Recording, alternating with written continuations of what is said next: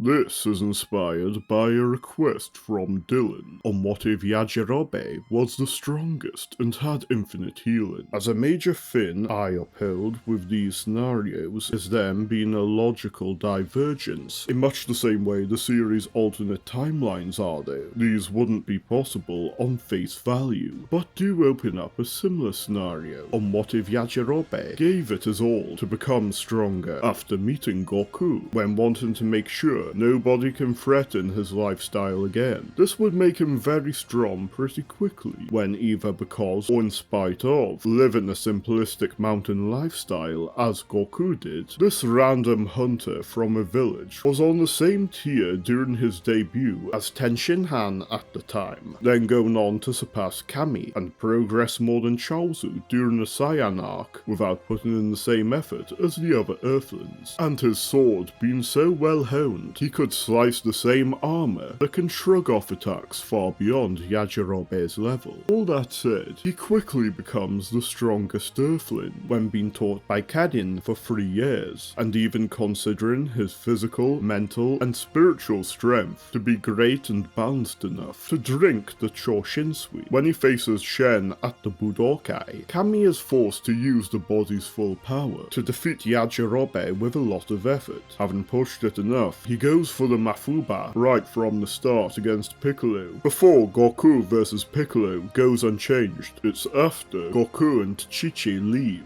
that Yajirobe is introduced to everyone, and asks Buruma if she can work with him to mass produce Senzu, as Kadin has told him that learning to grow them is a task only those with the qualities of a Sennin can learn after many years. She takes a sample he gives her and cross-references it with typical crop cultivation techniques to create a self-cultivating batch, where one grows every 3 minutes. The problem is, the original sample was contaminated by Yajirobe chewing off a bit, and getting his saliva over it when hungry enough to have one, making this specialized batch one that only responds to Yajirobe's DNA, and makes him the sole user of it, with the perfect workout diet to push him further. His battle power has reached around 400 by the time he's offered to be tutored by Kami, his ki having far surpassed Kami already, having him mainly learn the spiritual tenets of emptying his mind and sparring with the others to help prepare them better. He also masters Bukujutsu, and interacting with Kuririn has him develop a ki sword slash with the potency of the Kienzan, which he calls the Gotsuan Iaigiri. Despite having reached the point he can almost match Piccolo by the time the Saiyans arrive, viewing it as better to launch a surprise attack, as him hide in wait at Break Wasteland, and not strike until Nappa prepares to get rid of Gohan, where he manages to wound Nappa with his katana. Nappa tries to crush him with a full power punch, but Yajirobe put a Senzu between his teeth in advance, the impact having him chew and swallow it, and repeating the strategy to rattle Nappa. Vegeta orders Nappa to attack the others, but Goku arrives in time to intercept him, and things go the same until attacking Ozaru Vegeta, where Yajirobe's attack is anticipated, and he has to cut the tail off using the Gotsuan Iaigiri. Yajirobe, Gohan, and Piccolo manage to pressure Vegeta, but the Senzu being divided into 3 makes Gohan more fatigued than usual, with Piccolo giving his life to defend him just before Kuririn launches the Genki Dama. Gohan's rage blinds him to Goku's plea, with the duty of bouncing the Genki Dama back, falling to Yajirobe. When Vegeta gets back up, Yajirobe still has enough Senzu to remain standing, and easily overpowers the fatigued Vegeta. Just before he's about to execute him though, he's persuaded by Goku to let him go, with Yajirobe's greater adherence to Budo having him empathize with Goku's desire. Yajirobe joins the trio going to Namek, and helps Gohan and Kuririn improve further through image training on the ship, also slowing Dodoria down even more when cutting him before they flee, Karin instead delivering Goku the Senzu himself. Yajirobe goes with Kuririn to get his potential unlocked, and things only diverge again when fighting the Ginyu Tokusentai. While Gohan and Kuririn openly fight Gurda, Yajirobe takes the opportunity to decapitate him from behind and cook him for a meal, while Vegeta fights Recoome, Yajirobe then assists Gohan with his Senzu strategy, aiding the release of their potential, having them get gradually stronger as he draws the fight out while using Karin's teachings to read Recoome's movements and target his weak points, eventually landing a fatal blow with his katana after wearing him down just in time for Goku to arrive. During a later fight at Frieza's spaceship, Geese warns Ginyu about Yajirobe's ability to instantly heal, which has Ginyu attempt to take his body when Yajirobe starts beating Goku's. But Goku gets in the way, and Vegeta makes events go as usual, until facing Frieza. Gohan's tail becoming exposed when he attacks Frieza, has Vegeta create a power ball to have Gohan become an Ozaru, with Frieza using his superior speed to go through his transformations and dodge attacks until able to use 20% of his true power to best Gohan and cut his tail off. By the time Piccolo arrives, Yajirobe then acts as a distraction while Vegeta goes ahead with his healing plan, but even this proves futile against Frieza, who outspeeds Yajirobe when bored with the distraction to get rid of Vegeta before Goku can get there. Dende still being around has him heal everyone up to distract Frieza when Goku prepares the Genki Dama, with Dende being Frieza's first target after surviving it. The Freeza arc then concludes as usual, with the exception that, after everyone returns from Namek, Vegeta sees Yajirobe as someone worth sparring with as a good punching bag. Yajirobe accepting this when Frieza showed how strong he'd need to become to be content, and the regimen conditioning Yajirobe's body in much the same way Frieza's would with Tagoma, as he becomes almost as strong as Piccolo by the time Frieza returns. Despite this, he can't save anyone against 17 and 18 when they attack. The difference though is that not needing the last Senzu Karin held allows it to be given to Gohan when he loses his arm to regenerate it, as Trunks had hoped for. In the years between and after these events, Yajirobe's ability to heal from the fatal injuries the twins provide him, and managing to train himself well with his Senzu regimen to become strong enough to at least distract them, as people refer to him as the immortal swordsman, and save many civilians. This includes what would normally be Gohan's last fight, where he arrives in time to save him from 17 and escape. Gohan and Trunks go back in time 3 years later, while Yajirobe stays to defend against any attack the duo make. After being given the warning from Trunks, what can be called History 1 Yajirobe decides to perform Shugyo with Goku, Piccolo and Gohan. His unique style has him keep up with the pace of Piccolo's growth, and oppose 20 after Piccolo is shot down, wasting no time in cutting his arm off, which has 20 Order 19 to back him up. 20's eye lasers force Yajirobe to block them, and create an opening for 19 to drain his energy, Piccolo knocking him off before the Senzu spam can make 19 several times stronger.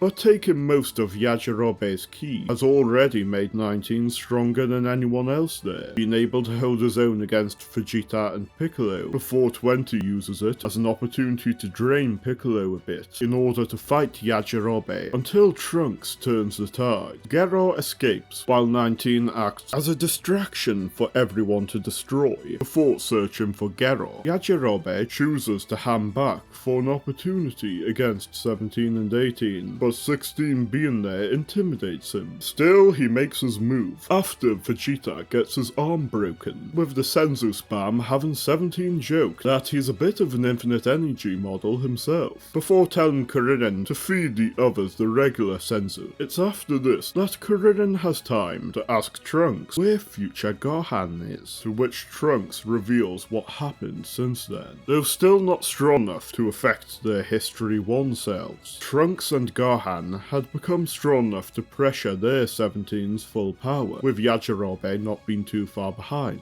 Their combined efforts destroying 18 at the cost of a lot of Trunks' ki. 17 decided to not give Yajirobe any more opportunities and crushed his head, the bond they had formed making Gohan become a Super Saiyan 2. 17's barriers helped stall against Gohan's superior power, with a form his body couldn't handle yet, draining drain his ki significantly, which gave 17 the opportunity to fight back and aim a finger beam at Trunks, which Gohan took as a severe wound, telling Trunks to flee. Gohan's remaining ki was enough to severely damage 17, but his pride wouldn't have this be the only loss, as he activated his bomb and made Trunks the only survivor. Despite these losses, it did show Trunks that going beyond Super Saiyan was possible, and has him be upfront with Vegeta about wanting to achieve it. In one timeline, this would lead to Trunks getting rid of the artificial humans after going in the Room of Spirit and Time, before returning to his world, then being faced by Cell 3 years later, and easily overpowering him. That is, until Cell reveals he has been given Yajirobe's cells, and having found his corpse to utilize his own brand Senzu to survive Trunks' attacks, use the Taioken, and then drain Trunks before going back in time, to eventually confront a Piccolo far too underprepared for him. Here though, Cell has become more than confident enough to become perfect, as soon as sensing ki flaring up, but he decided to put it off a while to both test his current level and have the Earthlings become aware of true fear, before having them witness his perfect evolution. Trunks and Kuririn arrive to back Piccolo up, and upon seeing how much weaker Trunks is, Cell's desire to fight strong opponents has him spare everyone when wanting to see them become far stronger, and be a good test for his perfect form. The developing Cell is then destroyed as usual, but the blueprints for 17 aren't found, when History 4 Trunks never had a reason to pick them up as opposed to just becoming stronger. Piccolo's battle with 17 then goes the same, with Yajirobe being with Goku and Gohan to eventually take his turn in the room, whereas Kuririn backs Tenshinhan up when he flies off. When Cell shows his power and decides to get rid of Piccolo,